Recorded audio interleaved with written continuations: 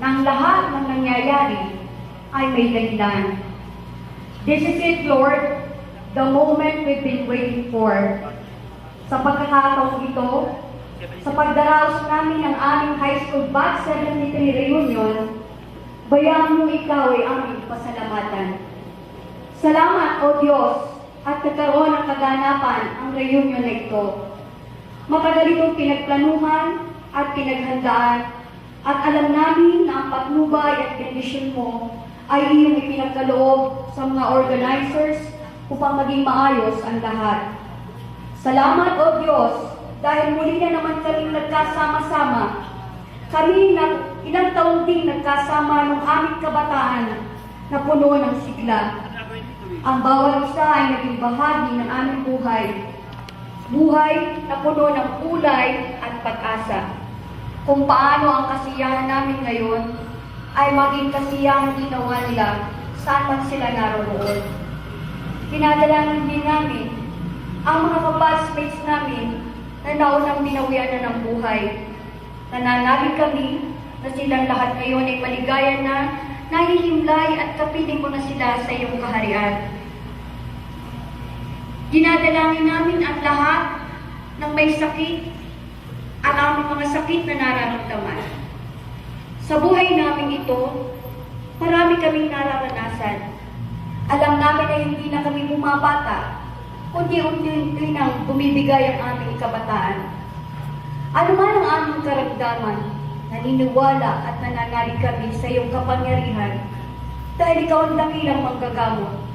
Ang lahat ay kaya mong gamutin kung iyong nanaisin. Tulungan mo ang bawat isa sa amin na magkaroon ng kagalingan at huwag mawala ng pag-asa sa buhay. Tulungan mo ang mga kabatchmates namin, lalo na ang walang kakayahang magpagamot, dala ng kasalatan sa buhay na huwag silang mawala ng pananampalataya at mag-alam nawa ang pag-ibig sa kanilang puso. Sa oras na ito, hinihiling namin na kami ay patubayan mo.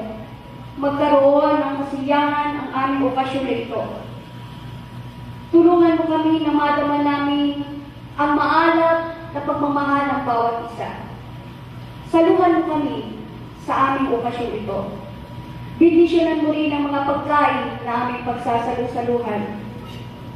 Huwag nawa namin sayangin ito sapagkat ititiyaya mo.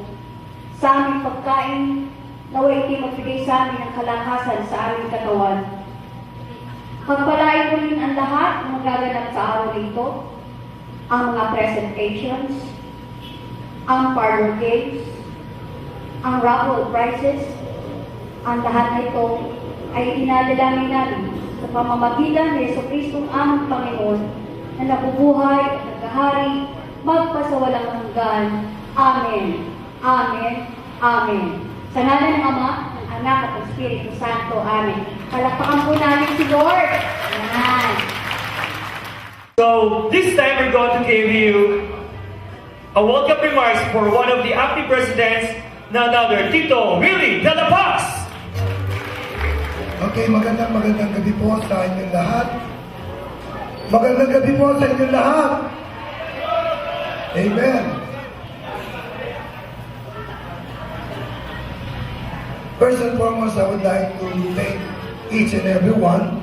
Of course, yung pong nagkaloob ng oras at panahon para dumalo sa ating reunion. First, I would like to thank, of course, our balikbayan. Andiyan po sila, palakpakan po natin. Maya-maya, iisa-isahin niya.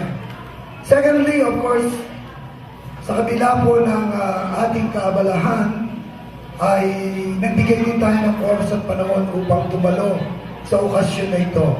Palakpakan po natin ang lahat ng batch May 73 ng SRA. Of course, I would like to thank our mentors. To mention the name is Mr. Manuel. Dahil dalawa sila Mr. Manuel. Palakpakan po natin. Of course, si Miss Martinez, na ngayon ay Mr. Lee. Pwede kayo hilang pera, ha? Mr. Lee. Si Miss Norma, kapalit ni Nek. Palakpakan po natin. Amen. And most especially, of course, we have to thank our special guest. Sabi nga, ang di natin nakikita, subalit nararamdaman, wala pong iba kung hindi ang ating Panginoon. Palakpakan po natin ang ating Panginoon. Hindi po magkakaroon ng malaking katuparan ang okasyon na ito, kundi sa pamamagitan po ng ating Panginoon. In spite of, sabi nga, marami pong nagiging problema, but then, talagang siya po ang tumulong, especially for our working committee, wherein I want We're about to partake as we pray. Bless us, O Lord, this thy gift which we are about to receive from thy mouth in Christ our Lord. Thank Okay, you. taas po natin ating mga kamay. Taas natin kamay. Taas. Bilang ng 3. Isa, 2, 3. Atak! Okay, give me sit down.